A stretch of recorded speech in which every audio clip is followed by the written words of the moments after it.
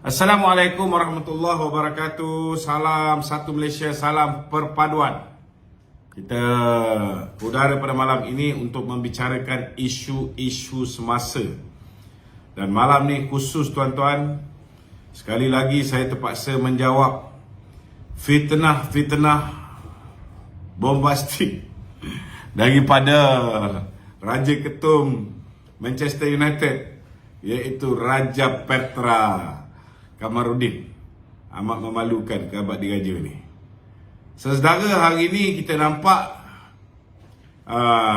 Raja Petra sudah semakin dahsyat, saudara, sanggup melacurkan dirinya menjadi blogger pemfitnah Perikatan Nasional yang paling kuat menipu. Yang saya pelik ni, saudara, hari ni dia mengatakan dia dah menang 10-0. Dengan mengatakan apa yang saya cakap dulu dia tipu, hakikatnya dia kata semua yang dia cakap betul. Dan hari ni dia ulas satu persatu, dia mereka cerita, dia mereka perkataan-perkataan yang saya tak pernah cakap. Dan kebodohan Raja Petra ni, tuan-tuan, melampau sangat. Sebagai seorang yang sepatutnya ada otak sikit, kita pun tak tahu tiba-tiba macam mana dia begitu bebal sangat, saudara. Dia tak sedar bahawa apa yang dia kata terhadap saya ni, orang yang mengikuti saya selama hari ni, mereka boleh semak balik apa yang saya cakap. Kerana apa yang saya cakap, tuan-tuan, ada dalam Facebook, ada dalam YouTube, ada dalam TikTok, dan orang boleh tengok sama ada apa yang dituduh oleh Raja Petra saya kata tu betul ataupun tidak. Semua ada bukti. Kalaupun betul lah saya punya Facebook pernah kena delete 3 kali, tuan-tuan. Saya punya YouTube pun pernah kena delete 1 kali. Saya punya Instagram pun ini dah masuk Instagram yang ketiga. Tetapi, tuan-tuan, ramai orang lain yang download saya punya ucapan kerana saya menghalalkan mereka untuk cetak semula, untuk re-upload ke dalam media sosial mereka supaya mereka boleh memperjelaskan kepada rakyat dengan sejelas-jelasnya. Jadi saya kesianlah tengok kalau ia pun mendapat ganjaran yang lumayan daripada Perikatan Nasional, tapi janganlah sampai melacurkan diri, mengeluarkan cerita-cerita yang orang boleh nampak terang-terang bahawa kamu ni memang penipu, pembongak. Jadi malam ni Saudara Hafiz akan keluarkan satu persatu kenyataan yang dikeluarkan oleh Raja Petra ni, dan kita akan jawab. Dan untuk tuan-tuan yang berada di rumah, malam ni kita ke udara di Luqman Nur Adam Official Facebook channel. Kita ke udara juga di TikTok channel Dato' Luqman Adam. Begitu juga di YouTube channel Luqman Adam, dan di Malaysian Post pada malam ni bersama dengan kita untuk bertanyakan soalan-soalan berhubung dengan isu-isu semasa. Okey, silakan Saudara Hafiz. Okay, Dok. Ya. First kali nak tanya tu dia ada cakap Raja Petra kata Datuk menipu buat aku janji BN tu, boleh jelaskan tak? Okey, ini saya nak beritahu tuan-tuan. Bila keluar aku janji palsu, bila keluar aku janji palsu yang mengatakan bahawa macam-macam lah dituduh di dalam aku janji tu, yang menggunakan letterhead UMNO. Memang saya kata aku janji tu palsu, tak benar. Sebab itu bukan aku janji yang sebenarnya. Ini kena faham. Aku janji yang sebenar ni, tuan-tuan, yang saya upload dalam saya punya Facebook page, yang nama tu, yang tular tu, sebab nama kebetulan Datuk Seri Ismail Sabri punya aku janji yang dia sign, yang itu yang original. Yang itu yang original, tuan-tuan. Tidak ada logo UMNO, sebab dia orang ni semua bertanding atas tiket Barisan Nasional. Jadi macam mana pula pakai logo UMNO? Macam mana pula Wee Ka Siong, macam mana pula Wee Jack Singh, macam mana pula Vigneswaran, sarabanan semua, tiba-tiba menandatangani aku janji menggunakan letterhead UMNO. Kan penipu tu tuan-tuan. Ini pertama. Yang kedua, tentang gambar yang dia tularkan. Dia tularkan satu gambar tuan-tuan. Mana pula gambar ni? Okey. Dia tularkan gambar ni saudara. Dia cakap dalam sini, dia kata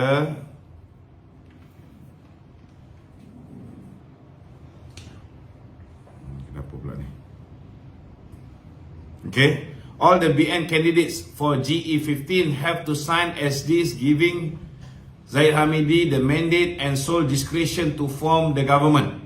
Okay, ini gambar yang dia tularkan. Jadi jawapan saya tuan-tuan, saya tidak menafikan.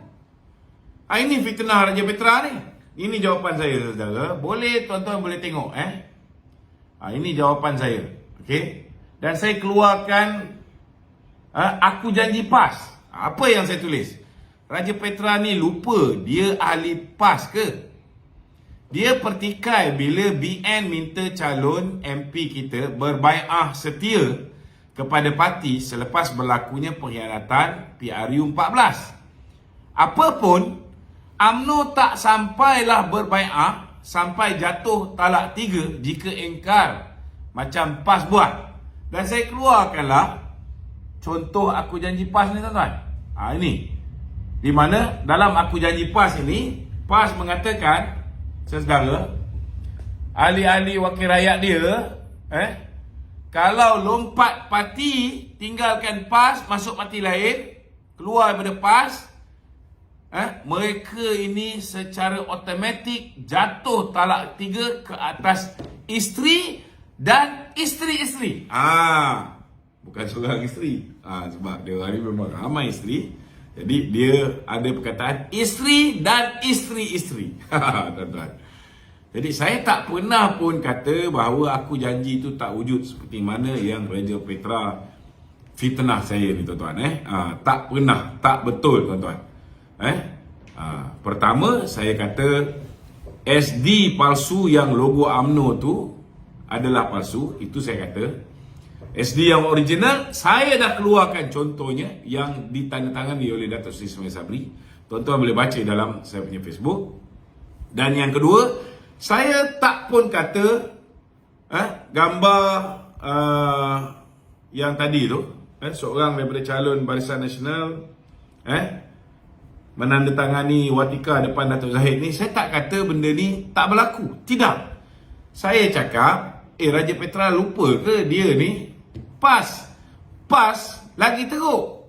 Kita setakat minta dia orang ni aku janji. Tak lompat parti. Tetapi tuan-tuan, PAS kalau lompat parti tuan-tuan, jatuh talak 3 ke atas isteri dan isteri-isteri. Itu yang saya cakap. Jadi tuan-tuan, nampak tak penipunya Raja Petra ni? Okey, soalan lagi. Dia kata Fikir kata lah, dia kata Datuk cakap Datuk Seri Najib akan bebas seminggu selepas PRU. Bila masa pula saya cakap Datuk Seri Najib akan bebas minggu selepas pilihan raya? Ini lagi satu penipuan tuan-tuan. Cuba tuan-tuan yang mengikuti Raja Pembongak ni, Raja Pembohong ni, tuan-tuan minta dia keluarkan bukti. Bila saya cakap seminggu selepas pilihan raya Datuk Najib akan dibebaskan. Saudara, kalau saya cakap macam tu, nampak bahawa BN ni akan salah guna kuasa. Tidak. Yang saya cakap, kalau kita memerintah, kalau lepas pilihan raya kita berjaya membentuk kerajaan dan kita memerintah, kita akan pastikan bahawa kita akan betulkan institusi-institusi asas negara. Contohnya, Jabatan Kehakiman kita betulkan. Kalau dulu lantikan daripada orang politik, lantikan Tun Dr. Mahathir. Cadangan daripada Tommy Thomas. Lepas ni kita pastikan bahawa Ketua Hakim Negara orang yang betul-betul layak, bukan ada political inclination. Begitu juga dengan Jabatan Peguam Negara. Jabatan Peguam Negara, Ketua Pengarah, Ketua Pesuruhjaya SPRM, Ketua Pesuruhjaya Suruhanjaya Pencegahan Rasuah, SPR, Ketua Governor Bank Negara. Saya cakap selepas ini kita akan ada Parliament Select Committee kalau BN menang ni tuan-tuan. Parliament Select Committee, dalam tu ada PAS, ada UMNO, ada DAP, ada PKR. Mereka ni lah yang akan melantik, akan mencadangkan nama ketua-ketua agensi ni. Jadi saya kata selepas ini tidak ada lagi orang yang akan melindungi Hakim Nazlan. Hakim yang terang-terang SPRM mencadangkan supaya dia didakwa di bawah Seksyen 220 Kanun Kesiksaan. Yang saya cakap, kalaulah dari awal lagi SPRM dah siasat kes Nazlan ni, ini yang saya cakap tuan-tuan. Kalau SPRM dah siasat kes Nazlan ini dan dia bawa pergi Jabatan Peguam Negara, Jabatan Peguam Negara dakwa Nazlan, Najib tak akan ke penjara tuan-tuan. Kerana bila Nazlan didakwa, kes Datuk Seri Najib ini, dia akan dua perkara boleh berlaku. Pertama, dibuang terus. Ianya pengadilan di hadapan Hakim Nazlan akan dikira sebagai null and void. Tidak sah. Sama ada kes tu dibuang terus atau akan berlakunya retrial ataupun pembicaraan semula di hadapan seorang hakim yang adil dan saksama dan tidak mempunyai kepentingan peribadi. Kalau siapa yang follow saya, tak payah pun buka balik dengar apa saya cakap. Mereka tahu inilah yang saya hujahkan setiap hari. Memang apa yang Raja Petra kata, saya kata lepas menang pilihan raya seminggu Datuk Najib bebas. Ini bullshit tuan-tuan. I never said that. Saya tak pernah kata. Yang saya cakap selepas ini kita nak tengok keadilan. Kalau Datuk Najib yang menjadi kambing hitam didakwa, kita nak kalau boleh selepas ini orang yang diarahkan oleh Datuk Seri Najib membuat feasibility studies untuk buat due diligence sama ada SRC International wajar ke tak wajar diberikan pinjaman daripada KUAP ataupun tidak, iaitu Nur Muhammad Yaakob, orang kanan Tun Dr. Mahathir dulu, menteri zaman Tun Dr. Mahathir dulu. Kalau dia ni yang menerima 85 juta ringgit daripada Jolo, yang kita tahu cadangan dia akhirnya menyebabkan kabinet meluluskan, maknanya dia tidak berlaku adil. Dia telah disogok untuk membuat cadangan kepada kabinet supaya pinjaman diberikan kepada SRC International. Kenapa Datuk Najib kena dakwa, Nur Muhammad Yaakob tak kena dakwa? Sama juga, saya berulang kali saya cakap, semua kes 1MDB ni takkan berlaku kalau bila mana Datuk Seri Najib meminta ZT untuk siasat. Betul ke ini kerabat di Raja Saudi ni nak bagi sumbangan kepada kita, kepada Datuk Najib? Betul ke Kementerian Kewangan Saudi ni nak bagi sumbangan kepada Datuk Najib? Diberinya surat ini kepada ZT untuk dia siasat sama ada dana ni datang daripada sumber yang halal ataupun haram, datang daripada aktiviti keganasan ke, jenayah ke, rasuah ke, salah guna kuasa, ada ke tak ada. Dan bila ZT mengeluarkan surat kebenaran untuk duit ini dibawa masuk, mengesahkan bahawa tidak ada sebarang pelanggaran yang boleh menyebabkan Datuk Seri Najib didakwa di bawah AMLA, tidak ada sebarang kaitan dengan Anti Money Laundering Act, maka bila keluar surat ini barulah duit ini dibawa masuk. Dan dia sendiri mencadangkan supaya ianya dimasukkan bukan dalam akaun UMNO tetapi dimasukkan dalam akaun Datuk Seri Najib. Dan dia sendiri, ZT sendiri mencadangkan supaya ianya diracik-racik, jangan masuk sekali selepuk, biar pecah-pecah. Dan masa pulang pun sama juga, disuruh pecah-pecahkan. Rupanya setiap satu tu satu pertuduhan. Ini yang saya katakan tuan-tuan. Bagaimana ZT nak bagi cadangan yang adil, yang benar, sedangkan suami dan anaknya di dalam akaunnya menerima duit sebanyak 715 juta daripada Jolo di Singapura tuan-tuan. Jadi kalau nak dakwa sama ZT Akhtar Aziz, baru adil. Ini yang saya cakap. Lepas tu saya ulang banyak kali, the main culprit Jolo yang menerima 1.2 bilion ringgit. Orang ni patut dihadapkan ke muka pengadilan, tapi tak ada. Saya tak pernah pun kata lepas pilihan raya seminggu Najib akan keluar. Tak ada, tuan-tuan. Okey, ini fitnah Raja Petra. Kalau ada, tolong buktikan. Jangan dok sembang saja. Cuba bayangkanlah orang yang dah tua dah nak mampus ni, bila-bila masa jalan pun tak berapa gerak ni, tuan-tuan. Bila bercakap, bila mengulas, menulis, hanya fikir tentang duit yang boleh dia terima daripada Perikatan Nasional, langsung tak fikir benda ni betul ke tak betul, tak kira halal haram duit ni, sanggup melacurkan diri dia. Macam ni cara, saudara, apa jenis manusia ni? Kita ni biarlah ada integriti sikit, biarlah ada dignity tau. Bukan main sedap je tabur fitnah. Sebab yang kamu cakap, kata saya cakap ni, orang boleh tengok. Orang boleh tengok dalam live saya, orang boleh tengok dalam posting-posting yang turut dipost oleh orang lain, bahawa saya tak pernah cakap pun.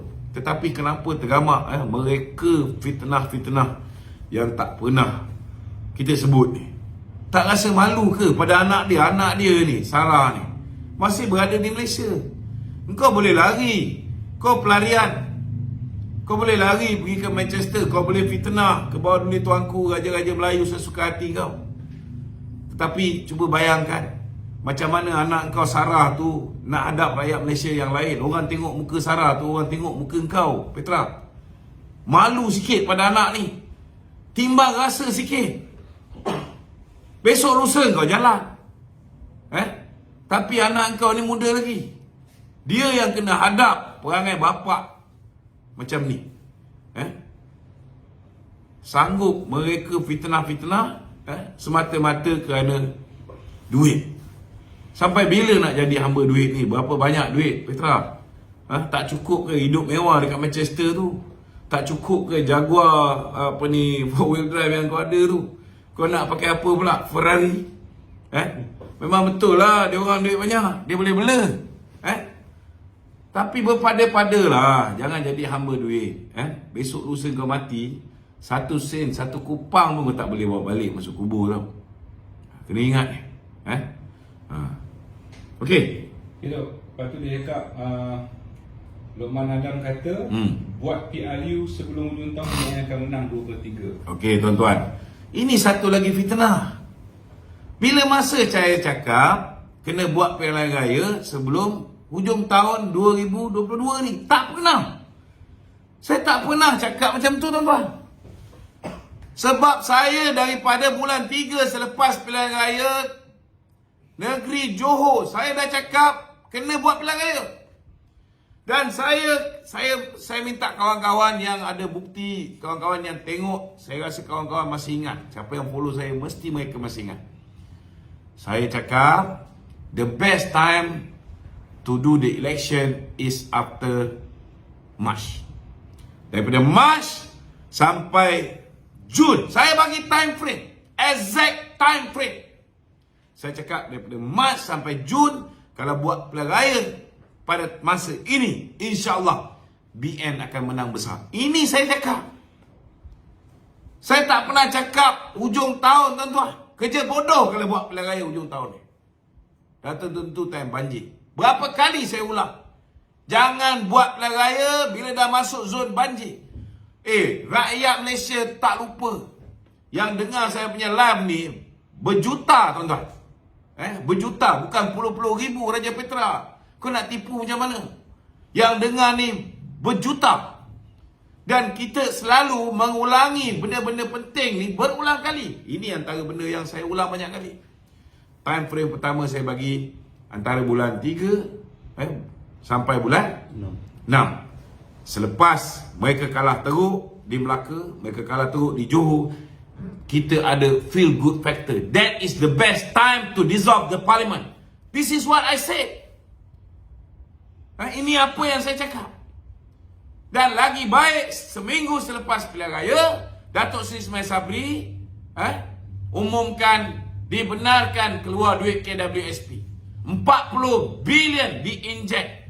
Dia umpama stimulus package. This is exactly what I said. Saya cakap 3-4 bulan selepas pengumuman Datuk Seri Ismail Sabri, orang ada kekuatan, kemampuan, kuasa membeli lebih. Ekonomi menjadi baik seketika. 3-4 bulan akan bertahan. Ini masanya. Itu saya cakap. Dan percayalah tuan-tuan, kalau ketika itu kita buat pilihan raya, kita menang. Kita menang. Tapi nak buat macam mana? Yang menyokong kerajaan ketika itu, macam pengkhianat macam Raja Petra ni. Kemudian time frame kedua saya cakap, antara bulan Julai sampai September. Kalau buat masa ni 50-50. Orang masih ingat lagi apa saya cakap ni. 50-50. Antara Julai sampai September. Tapi masih ada peluang kita nak menang. Sebelum masuk Oktober. Dan saya berulang kali cakap, dan saya pernah cakap dah terlambat buat pilihan raya ni. Bila dah masuk Oktober, orang dah sibuk prepare untuk banjir, kau baru nak buat pilihan raya. Saya cakap. Dan I never said kena buat pilihan raya sebelum hujung bulan, sebelum hujung tahun. This is stupid. Tuan-tuan, saya tak pernah cakap kerana tindakan buat pilihan raya selepas bulan Oktober, kita terdedah untuk kalah. Ini apa yang saya cakap. Buka balik video-video saya yang lama, tuan-tuan. Kenapa dia Petra ni langsung tak ada etika ni? Sanggup buat cerita dongeng bodoh macam ni. Saudara, ini tak betul. Tak betul. Minta maaf lah. Malam ni saya kena balun pelacur murahan ni, tuan-tuan. Bagi saya orang tua ni dah melampau. Tak sedar yang dia ni dah tua. Bila-bila masa Allah Ta'ala boleh panggil, patut hari ni dia pergi ketika semayang tu. Bertaubat, dah terlalu banyak fitnah yang dia sebarkan. Institusi diraja pun dia serang satu macam je hari ni. Tuan-tuan, orang yang berani ambil risiko serang institusi diraja ni, saudara, maknanya bayaran tu terlalu lumayan sampai dia gelap mata dengan bayaran ni. Minta maaf cakap lah Petra, I got to tell the truth. Minta maaf. Itu sebab dia tak pernah konsisten dalam perjuangannya.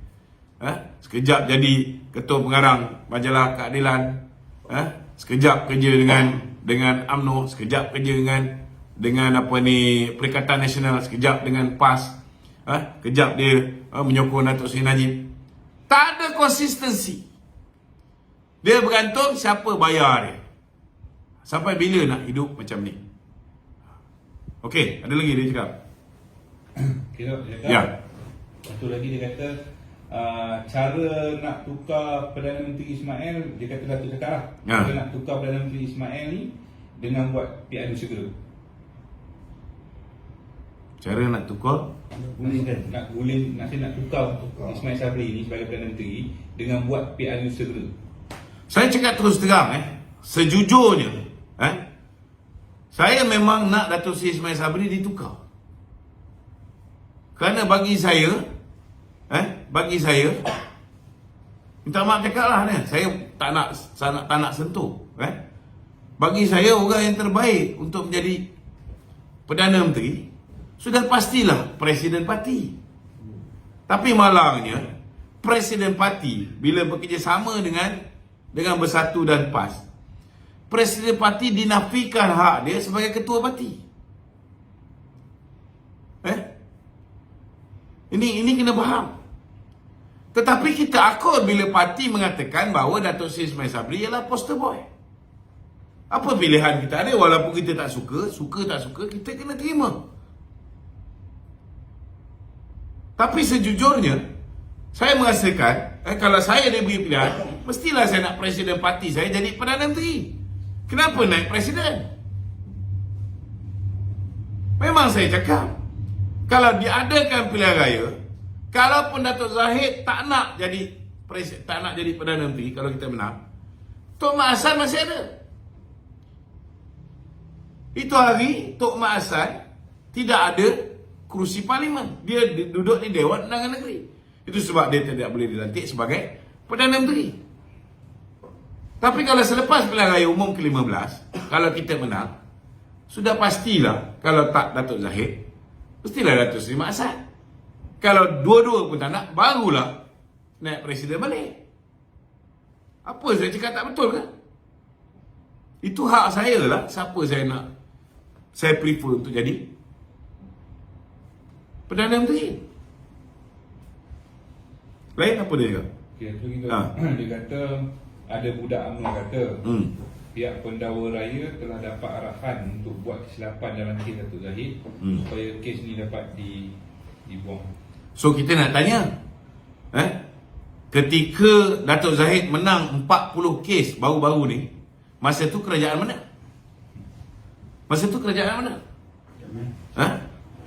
Kerajaan itu ialah kerajaan 114 orang yang angkat Muhyiddin jadi Perdana Menteri. Kerajaan itu juga 114 orang yang angkat Datuk Seri Ismail Sabri menjadi Perdana Menteri. Macam mana Datuk Zahid boleh lepas? Macam mana Datuk Zahid boleh lepas? Adakah ketika itu kita menyogok pihak pendakwaan? Jadi cakap tu biar pakai otak, jangan cakap pakai kepala lutut. Hari ni yang kata lepas ni Datuk Zahid akan lepas, ialah puak-puak Perikatan Nasional. Dia nak tunjuk bahawa kalau Datuk Zahid selepas ini, bukan kerana tak ada merit dalam kes dia, bukan kerana kes tu tidak kuat, bukan kerana Meja Mazlina sendiri telah mengaku di dalam mahkamah bahawa kesilapan tu dia yang buat, bukan kerana fakta kes yang mengatakan bahawa yang mengeluarkan cek untuk membayar kredit kad atas perbelanjaan peribadi yang buat silap, sepatutnya pakai cek peribadi Datuk Zahid, dia tukar, dia pakai cek Yayasan Akal Budi, ialah orang lain, bukan Datuk Zahid. Dan ketika cek itu ditandatangan, Datuk Zahid berada di Milan atas tugasan rasmi, dan cek itu pula dikeluarkan oleh Meja Mazlina, ditandatangani menggunakan cop tanda tangan Datuk Zahid yang sepatutnya digunakan untuk cop sijil, yang sepatutnya ditandatangan untuk gunakan cop kad lahir. Cop ini digunakan untuk keluarkan duit. Patutnya bank ni boleh disaman, sebab tak sepatutnya bank tak boleh identify original signature dengan cop tanda tangan. Sepatutnya lah. So kalau tengok fakta-fakta kes, memang jelas kes pertama tu berlakunya pendakwaan terpilih, pendakwaan yang bermotifkan politik, pendakwaan yang berniat jahat, memang. Dan kalau tengok pendakwaan yang kedua ni pun, pasal kita belum habis, kita tak boleh nak cakap.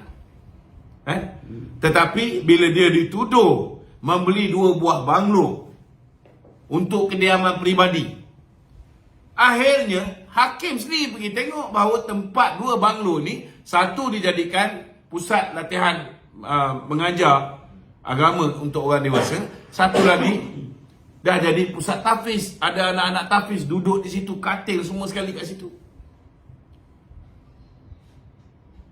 Memang insya-Allah kes ni mempunyai peluang yang cerah untuk menang. Kita tak nak mendakwa mahkamah, tetapi mereka ni dia dah create pre-perception awal, nak memburukkan kerajaan baru ni, seolah-olah kerajaan baru ni membebaskan Datuk Seri Zahid.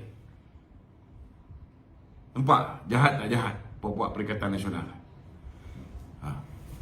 Okey. Tok Raja Petra dekat didakwa BN ni masuk join kerajaan perpaduan ni tak dapat memandang rakyat ke pintu belakang dia. Join sama pilih. Yang ikut pintu belakang ialah pada pilihan raya yang lepas 2018, rakyat telah memilih Pakatan Harapan. Sebab Pakatan Harapan masuk pilihan raya menggunakan lambang PKR. Hanya satu parti je, kalau tak silap saya, iaitu Parti Warisan. Dia pakai lambang warisan, dia tak pinjam lambang PKR, dia join coalition tu. So boleh kita katakan bahawa kerajaan itu ialah kerajaan yang mendapat mandat rakyat. Tapi sekerat jalan, geng-geng Azmin Ali dan Muhyiddin ini khianati Pakatan Harapan. Mereka buat kerjasama dengan PAS dan UMNO. Mereka bentuk kerajaan. Memanglah ini kerajaan pintu belakang, kerana kerajaan itu tidak dibentuk melalui proses pilihan raya. Kerajaan itu bertukar bukan melalui proses pilihan raya. Kerajaan itu bertukar melalui apa yang dipanggil sebagai gabungan ahli-ahli parlimen. Macam mana boleh berlaku? Kerana bila mana mereka nak keluar tinggalkan Pakatan Harapan, pada ketika itu Tun Dr. Mahathir tak bersetuju. Tun Mahathir ketika itu nak buat unity government. UMNO tak nak duduk dalam unity government yang masa tu ada DAP. PAS pun tak nak duduk dalam unity government yang masa tu ada DAP. Maka bila Mahathir tak bersetuju, itu yang last kali, Muhyiddin yang diangkat menjadi Perdana Menteri. Ini kena faham. UMNO nak pilihan raya ke masa tu? Memang UMNO nak pilihan raya, tetapi ke bawah dulu tuanku ketika itu mengatakan bahawa tak boleh buat pilihan raya. UMNO nak pilihan raya, PAS pun nak pilihan raya ketika itu. Tetapi masa tu wabak COVID-19 baru masuk dalam negara kita. Kalau buat pilihan raya time tu, maka tularlah. Pilihan raya akan menjadi catalyst, akan menjadi pencetus kepada penularan wabak COVID-19. Maka tak dibuat pilihan raya, dibuat kerajaan Perikatan Nasional. Nak panggil itu pintu belakang. Dari segi fakta dia, memanglah itu ialah kerajaan yang bukan melalui fresh election. Kalau tak suka perkataan pintu belakang, okey, tukar. Tukar nama, tebuk atap. Kalau kau tak suka perkataan tebuk atap, kau cakap ini ialah kerajaan yang dibentuk bukan melalui fresh election. Ini bagi orang putih, terutamanya orang putih yang perasan dia orang hitam, tapi dia perasan dia orang putih, duduk Manchester. Mungkin orang macam ni boleh faham. Tetapi kerajaan yang dibentuk, yang dipanggil kerajaan perpaduan ini adalah kerajaan yang unik, di mana tidak ada satu parti pun mendapat mandat rakyat yang cukup untuk membentuk kerajaan. Nobody won the election. This is actually what happened. Dan bila tidak ada seorang, tak ada satu parti politik pun berjaya membentuk kerajaan secara bersendirian, maka ke bawah dulu tuanku telah mencadangkan supaya kerajaan perpaduan diwujudkan di antara Perikatan Nasional dan Pakatan Harapan. Disitulah diraih perkataan kerajaan perpaduan. Siapa yang beritahu?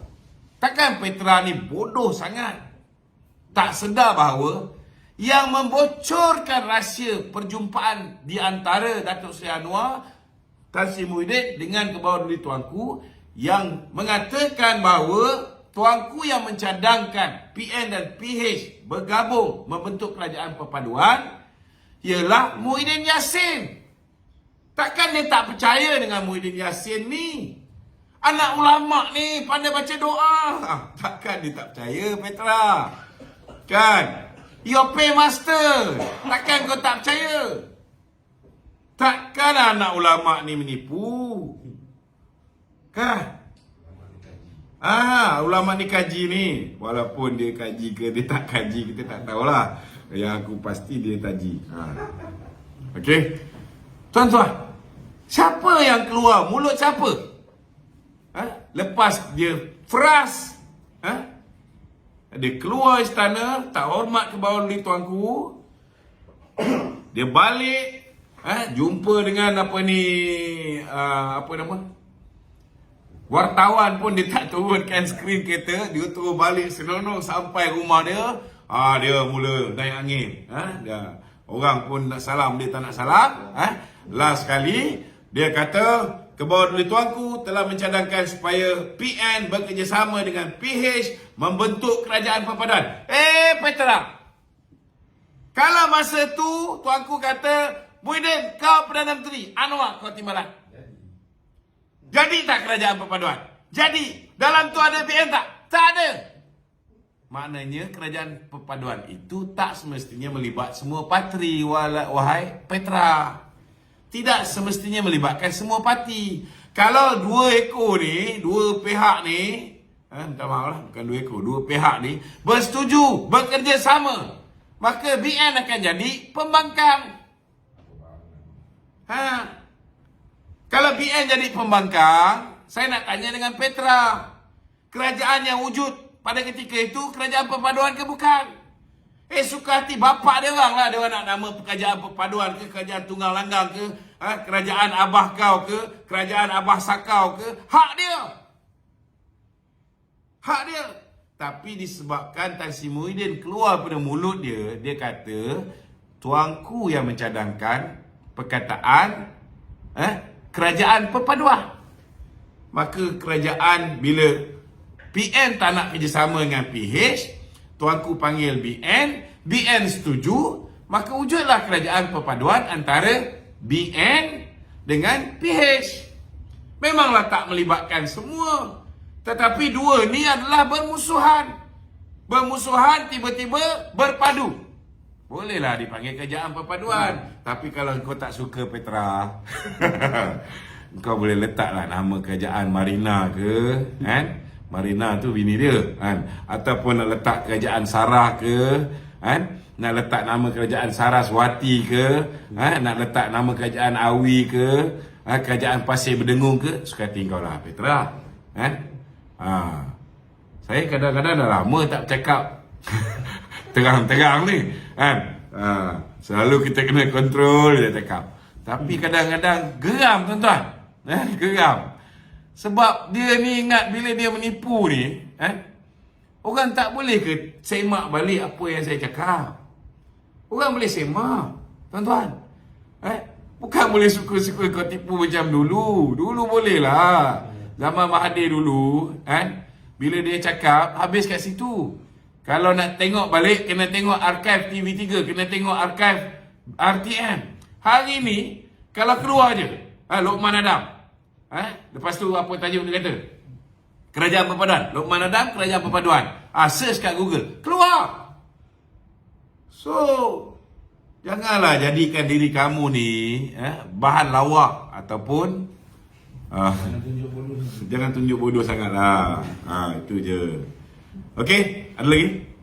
Apa wajarkah kerajaan atau Kementerian Komunikasi Digital ni mengambil langkah sewajarnya untuk menghentikan kekeliruan yang dibuat oleh Petra ni? Saya rasa kalau akaun akaun Raja Petra ni akaun Malaysia dah lama kena dah. Yang menyebabkan hari ni dia boleh cari makan kerana dia berpengkalan di Manchester United. Tetapi sebagai Menteri Komunikasi, saya mencadangkan kepada saudara Fahmi Fadzil, tolong tulis kepada Facebook.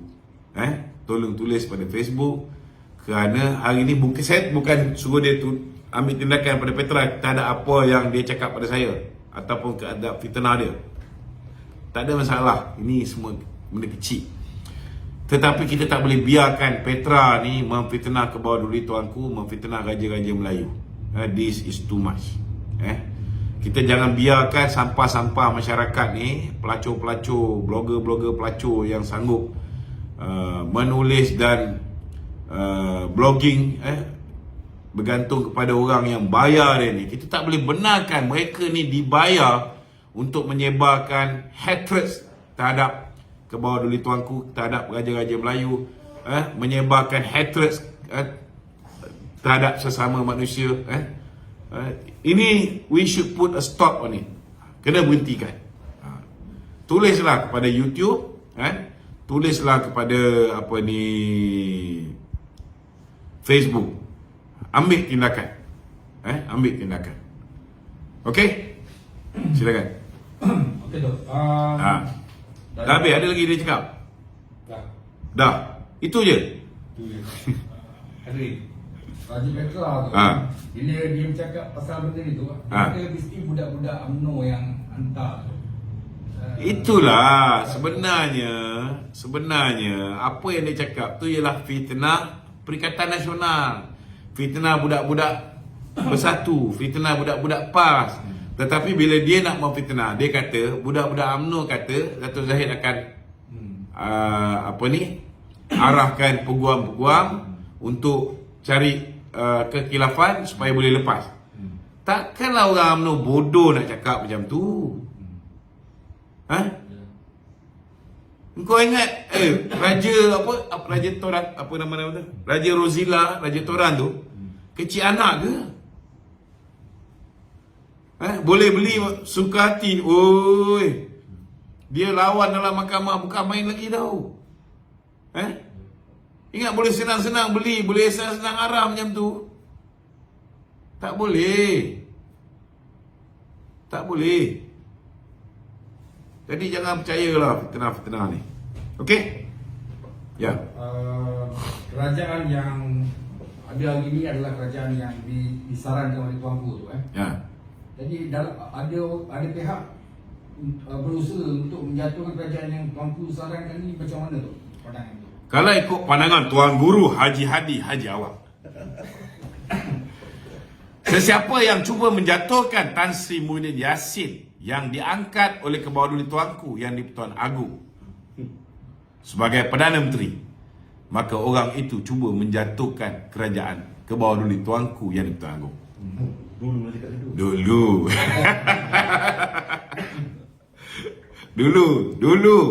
Dulu memang itulah ayat yang keluar daripada mulut Tuan Guru Haji Hadi. Cuba korang try tanya dengan Haji Hadi sekarang ni apa pendirian dia.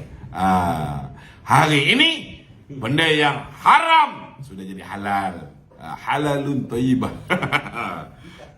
Hari ini nak jatuhkan Datuk Seri Anwar Ibrahim yang juga dipercayai oleh Kebawah-Duli Tuanku di bawah perkara 40 dalam kurungan 2 Perlembagaan Persekutuan telah mendapat sokongan majoriti ahli parlimen untuk diangkat menjadi Perdana Menteri. Mungkin kalau tanya dengan Haji Hadi hari ni, ayat dia lain. Apatah lagi beliau antara yang awal sebelum Tan Sri Muhyiddin mengumumkan bahawa mereka akan membentuk kerajaan persekutuan. Haji Hadi dulu yang telah mengumumkan bahawa Kerajaan Perikatan Nasional akan membentuk kerajaan persekutuan.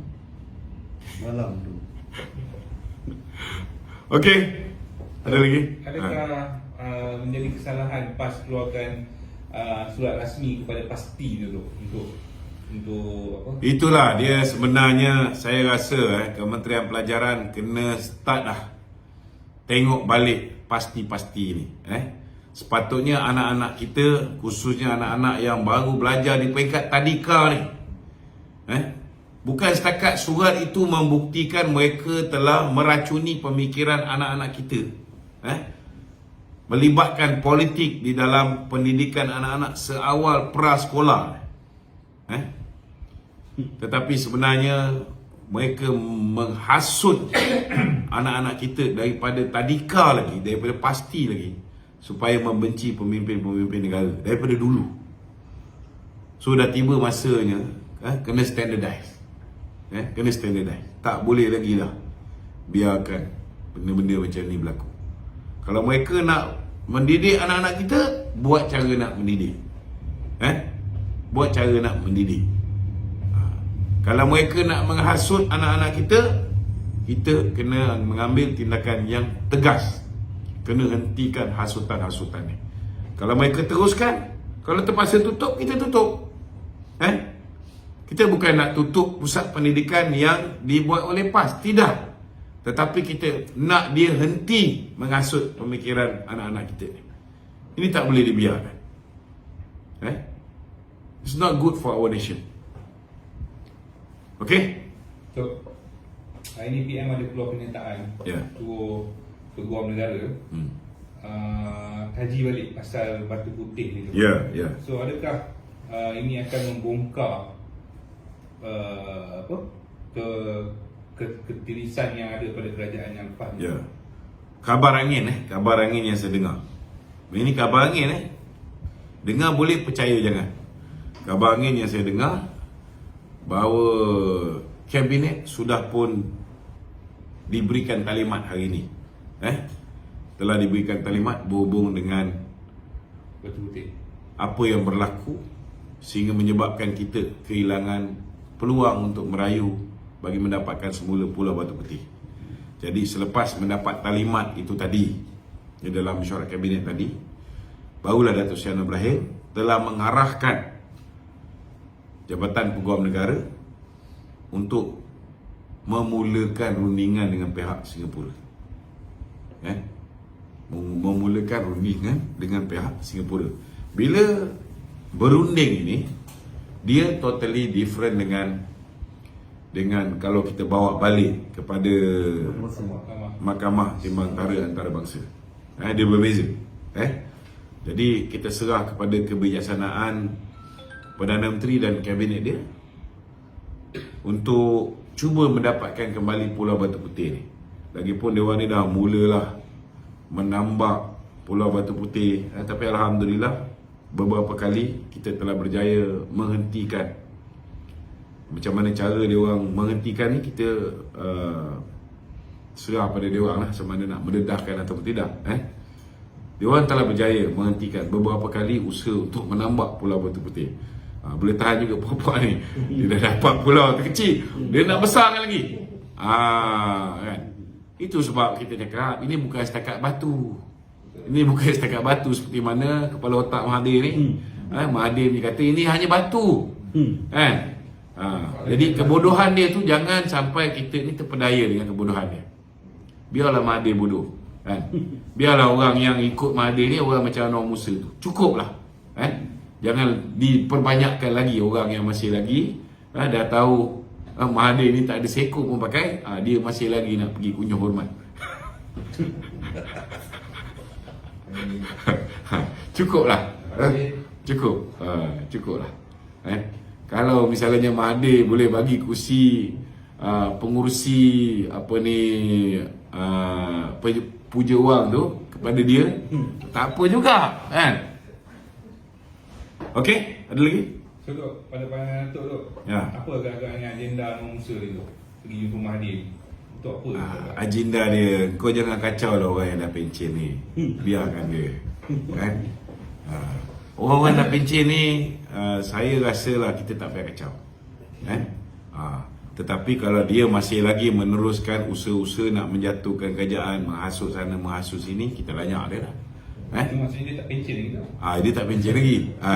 Cuma kau tahulah, bila dia dipencenkan, dia tak ada kerja. Dia tak ada kerja. Jadi kerja dia pergi jumpa sana, jumpa Zuraida Kamarudin, jumpa Mahathir. Lepas ni kita tak tahu pula siapa yang dia nak jumpa. Cuba kalau dia ada masa ni, pergilah. Pergi ke Makau ke apa, pergi jumpa Jolo, runding dengan Jolo, bawa balik Jolo. Kalau dia boleh bawa balik Jolo ni, hadapkan ke muka peradilan, orang akan lebih menghargai jasa dia. Rundingkan pergi ke apa ni Indonesia, pergi cari Nik Faisal, runding dengan Nik Faisal baliklah. Sekarang dia tak ada kerja sekarang ni. So biar dia occupy himself dengan kerja-kerja sampingan ni. Lebih bermakna daripada dia menghasut orang untuk menukar kepimpinan UMNO. Tapi dia dah Bukan tak boleh, tapi sebab dia bukan ahli UMNO. Aku ingat lagi dulu dia kata aku kan, siapa Lokman Adam kan? Sekarang ni Anwar Musa bukan ahli UMNO. Itu je nak beritahu. Tapi dia Siapa Anwar Musa? ada sekatan ke nak pergi Shanghai? Tak ada kesekatan. Setakat ni belum ada lah. Kecuali kalau Raja Latifah Koya dilantik semula sebagai ketua pengarah SPRM. Mungkin Latifah masih ingat satu ketika dulu dia tu disekat daripada keluar negara. Tak tahulah kalau kes lama dibuka balik. Tapi rasanya tak adalah. Kita tak melakukan apa yang dipanggil sebagai politik dendam.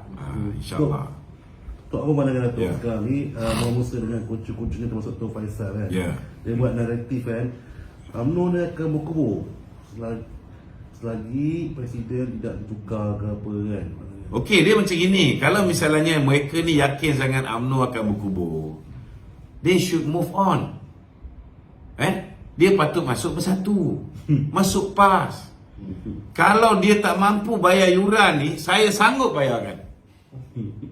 Saya sanggup bayarkan yuran PAS ke, yuran bersatu ke, saya bayar yang semua hidup. Tak mahal tu. Pergilah masuk. Pergilah masuk. Tapi sebab dia tahu bahawa UMNO will make a comeback. Dia tahu UMNO akan kuat.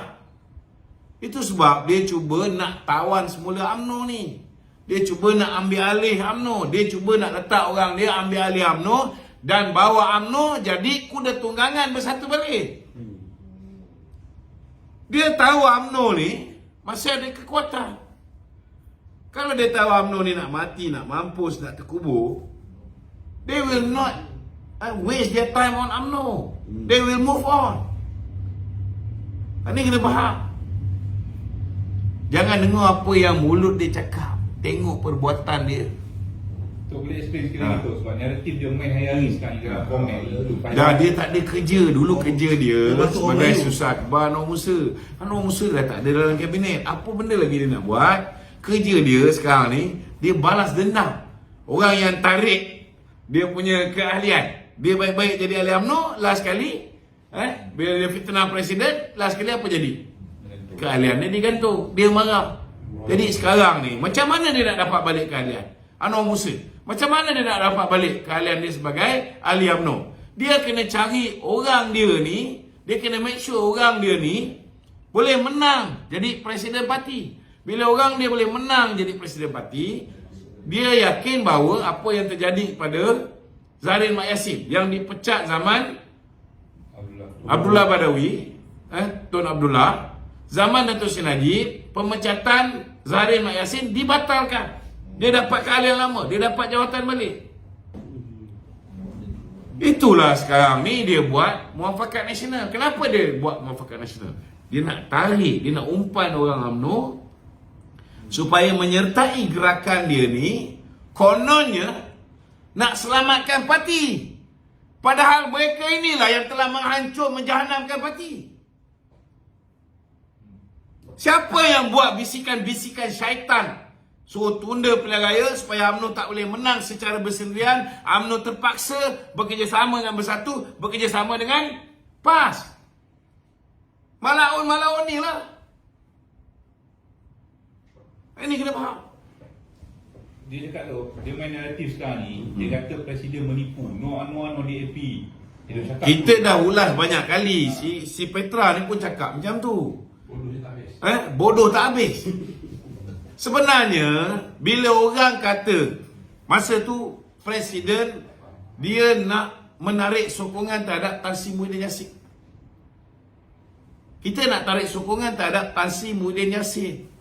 Tapi geng-geng Anwar Musa dan ramai lagi ni mengatakan bahawa nak tarik sokongan daripada Muhyiddin, nak bagi Anwar jadi PM. Mereka tuduh Datuk Zahid nak bagi Anwar jadi PM pada ketika itu. Itu sebab Datuk Zahid kena sumpah dengan kalimah wallahi wa billahi wa tallahi. Ini apa yang Datuk Seri Ahmad Maslan cakap, bukan saya cakap.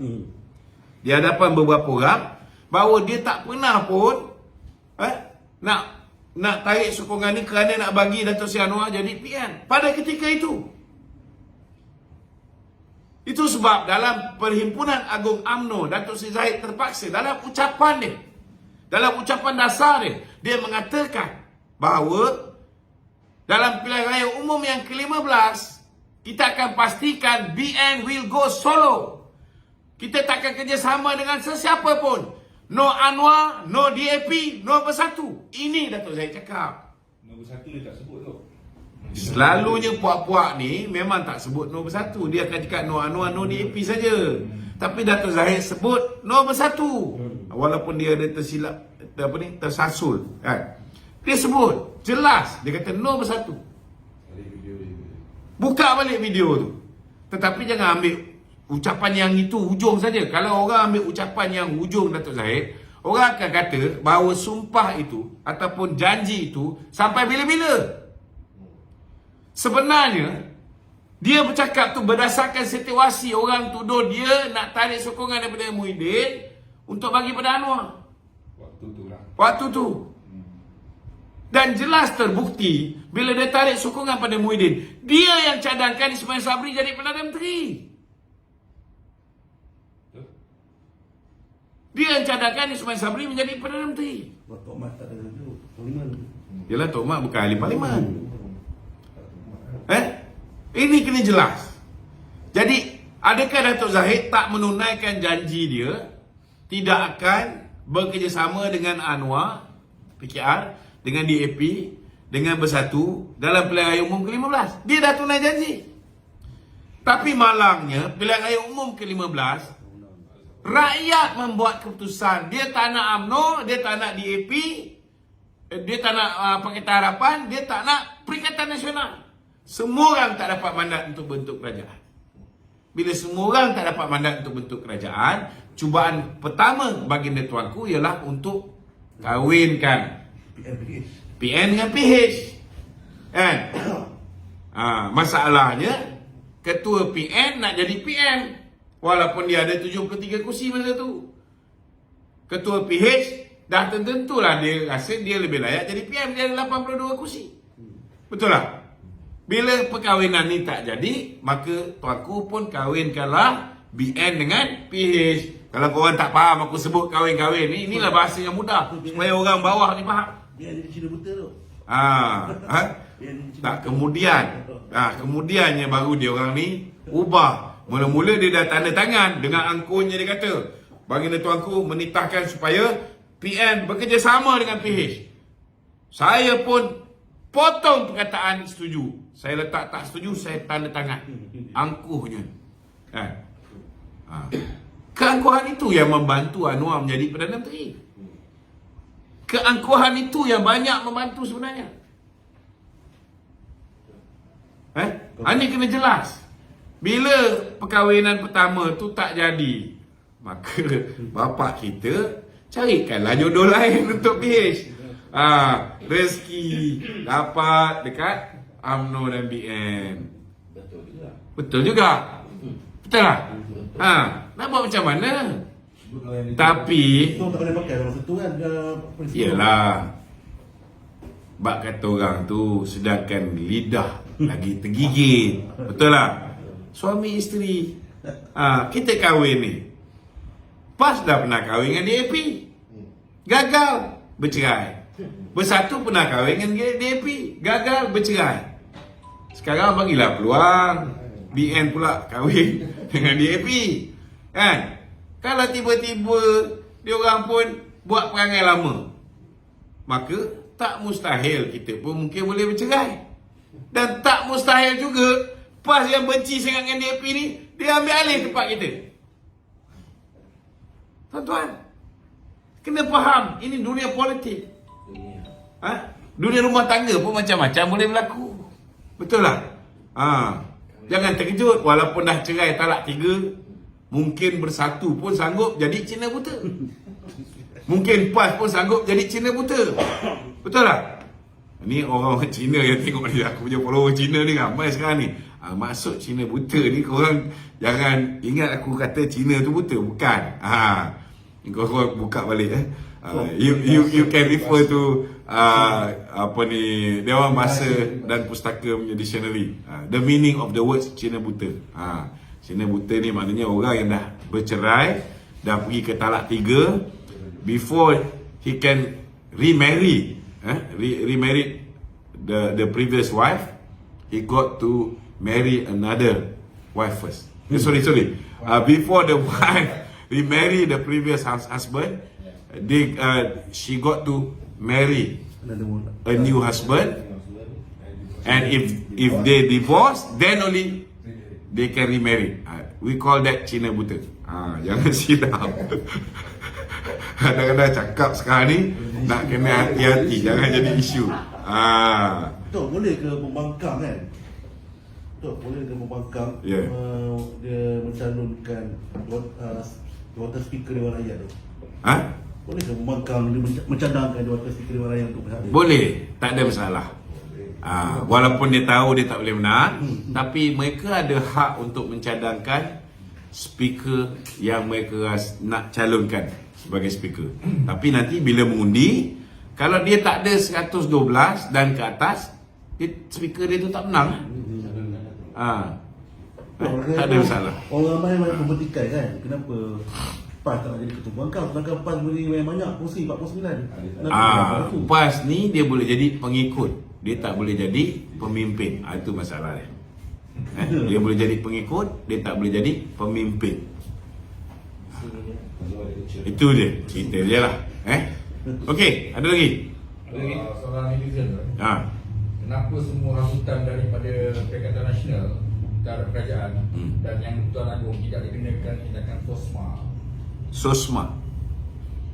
Bukan Kosma. SOSMA. Sosma. Sosma ni sebuah akta anti keganasan. Jadi kalau kita nak gunakan tindakan ni, sebaiknya Sosma ni hanya untuk pengganas. Jangan kita salah guna kuasa. Dan itu pun yang diperkatakan oleh Datuk Seri Anwar Ibrahim. Dia akan pastikan kerajaan dia ni tidak menyalahgunakan kuasa. Dia akan pastikan kerajaan dia ni tidak ambil rasuah. So kita kena walk the talk lah. Jadi kita tak boleh salah guna kuasa.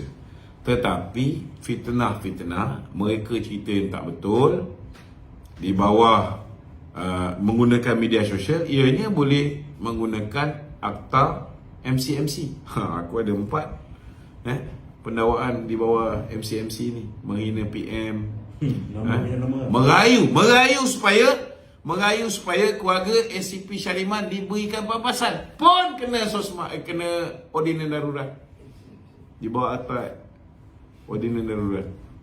Bayangkan, merayu pun tak boleh.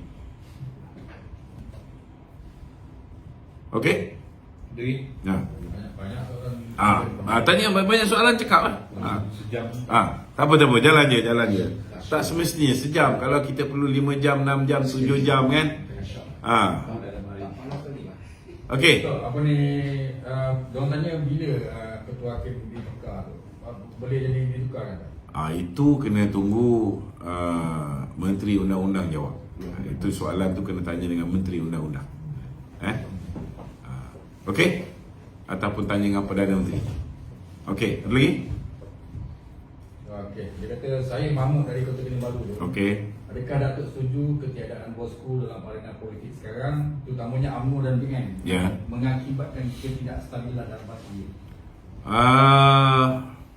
Kita hilang campaign manager yang paling berharga. Kerana bosku ni dia ada aura dia. Datuk Zahid sendiri pun berulang kali cakap benda yang sama. Kalau bosku ada kat luar, mungkin kita ni tak teruk macam ni. Tapi nak buat macam mana, kita berhadapan dengan sabotaj dalaman. Kalau misalnya pilihan raya diadakan bulan 3, bulan 4 dulu, ketika Datuk Seri Najib masih lagi berada di luar, kempen pilihan raya kita meriah. Orang nampak ada harapan. Tapi nak buat macam mana? Dia orang tunggu Datuk Najib disimpan dulu dalam penjara, barulah nak buat pilihan raya. Memang dapat harapan lah.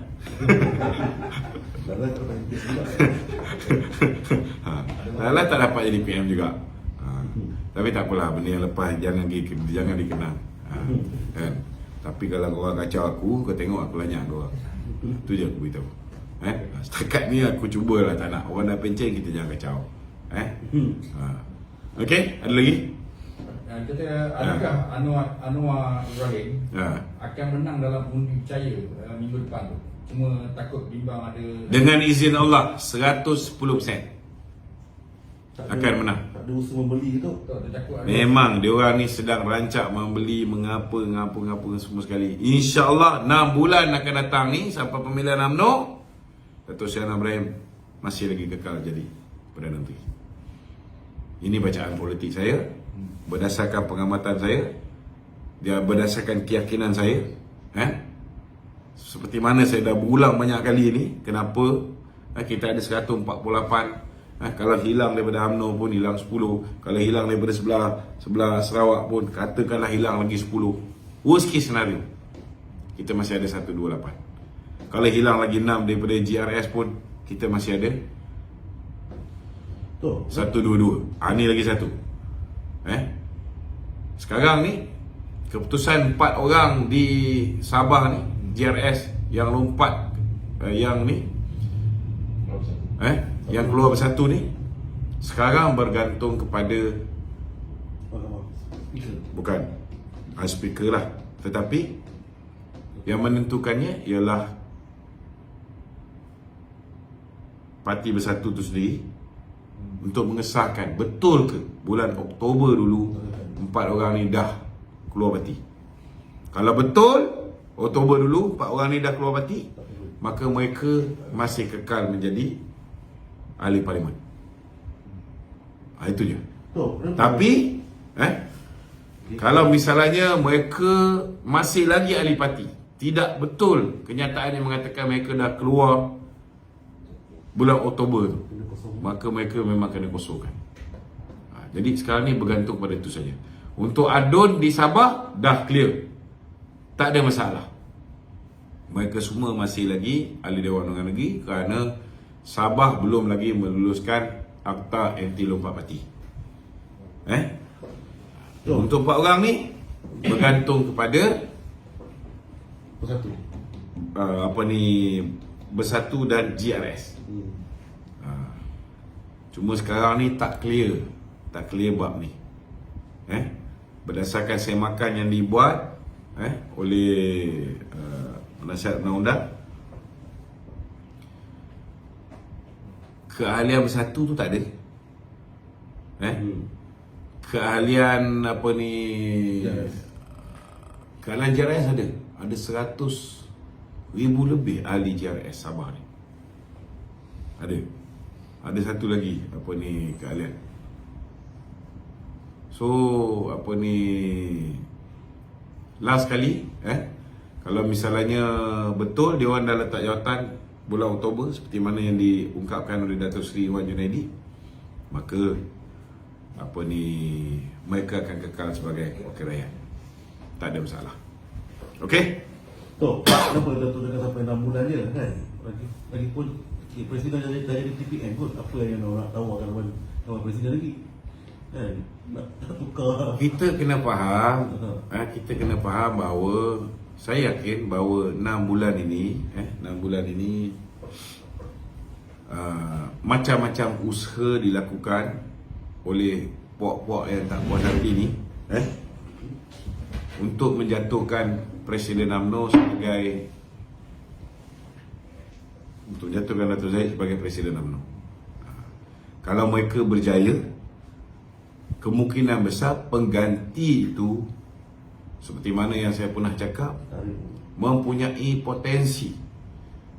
Kalau pengganti itu H2O lah, memang hampir pasti dia akan bawa UMNO ini untuk bekerjasama jadi kuda tunggangan kepada Bersatu. Jadi itu sebab saya meletakkan garis selamat Datuk Seri Anwar Ibrahim sebagai Perdana Menteri ni 6 bulan. Selepas 6 bulan macam-macam boleh berlaku. Ini kuasa Allah Ta'ala. Kalau tiba-tiba kuasa Allah Ta'ala kata lepas tu dia nak handover Dato' Zahid jadi Perdana Menteri, tak ada mustahil. Betul tak? Ataupun dia nak suruh orang yang lebih muda jadi Perdana Menteri kerana mungkin dia rasa dia dah 75 tahun, tak mustahil. Ataupun dia mungkin akan bertahan sampai 5 tahun, tak mustahil. Macam-macam boleh jadi. Tetapi saya nampak bacaan politik saya, garis selamat ni ialah sehingga pemilihan UMNO. Itu sebab penting untuk Dato' Zahid menang sebagai Presiden Parti. Okey? Okey tu. Persediaan PRN kena tahu Ya. So anak-anak muda kita ni tu banyak pengaruh dengan PN itu. Anak muda ni duduk motor. Jadi Jadi punya ikon pemotoran tu tadi dah kena dakwa di mahkamah kerana menyeluncar tu. Jadi apa nasihat Datuk kepada anak-anak muda ni, macam mana nak ikut? Saya rasa kita tak payah ulas lah benda ni, kan? Anak-anak muda Sebab tu- anak-anak muda ni bukan semua naik motor. Tak payah. Dia ada pelbagai perkara, pelbagai usaha yang dilakukan oleh Perikatan Nasional menggunakan duit khususnya untuk menarik minat anak muda ni. Kan? Bukan setakat motor, bukan setakat cabutan bertuah, bukan setakat bagi motor free, ada kereta free, ada macam-macam free. Buat apa ni, konvoi dapat duit, macam-macam dia buat. Ada yang mereka gunakan melalui TikTok, ada yang mereka gunakan melalui dengan membeli media-media supaya liputan-liputan lebih memihak pada mereka.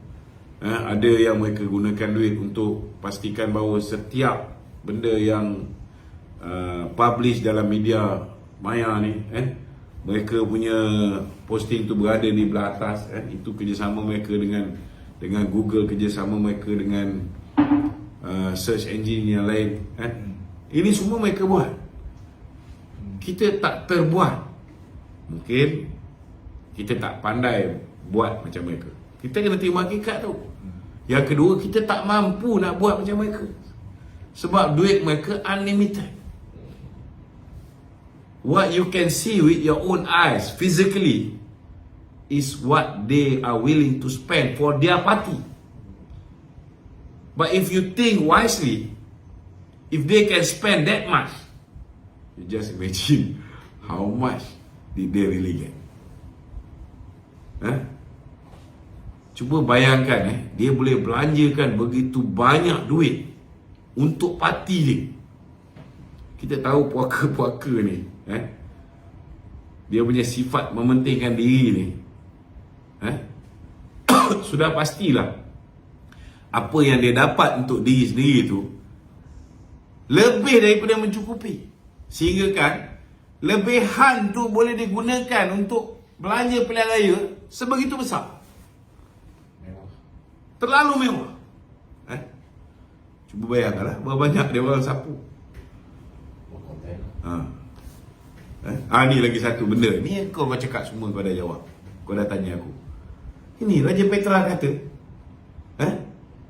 bahawa kita mendakwa pasal 600 bilion. Ni kau lupa tanya. Raja Petra kata saya mengatakan mereka songlap 600 bilion. Tak betul.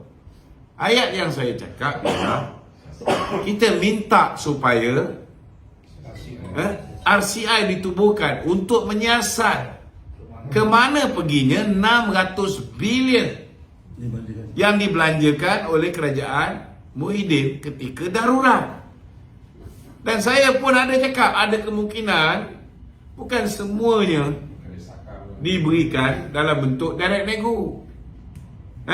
Saya cakap mungkin 400 bilion tu digunakan untuk emolumen, untuk belanja kerajaan dan sebagainya. Mungkin 200 bilion dalam bentuk direct nego. Dan hari ini disahkan oleh SPRM 92.5 bilion. Merupakan duit yang dibelanjakan oleh kerajaan. Yang dalam bentuk procurement dan sebagainya. Jadi janganlah fitnah ni Raja Petra ni tak habis-habis. Memang bapak Raja Fitnah. Raja bohong. Okey, ada lagi? PRN 6 negeri tu Ya. Dia akan dilakukan rasa-rasa sebelum pemilihan UMNO tu, selepas pemilihan UMNO tu. Itu bergantung kepada menteri besar negeri terbabit dengan perkenan ke bawah duli tuanku negeri-negeri terbabit. Kalau UMNO prefer, UMNO tak boleh prefer sebab tidak ada satu negeri yang 6 tu UMNO punya. Apa soalan kau ni? Kau sedar tak sedar kau tanya aku soalan? Cuba jangan tanya soalan yang tak berapa cerdik pada orang yang pandai. dia orang tanya kita lah yang tu. Negeri UMNO semua dah bubar. Yang tinggal sekarang ni negeri PAS, negeri PH saja. So UMNO nak cerita apa? UMNO dah bubar dah. Negeri-negeri UMNO yang dah menang, contohnya Melaka, Johor, dah tak ada pilihan raya dah. Maksud dia, Ha. pilihan UMNO tu, UMNO nak tunggu selepas PRN ke sebelum PRN? Maksud itu. Yelah, macam mana kita nak tahu tarikh pilihan raya negeri? UMNO rasa macam mana? Aku nak.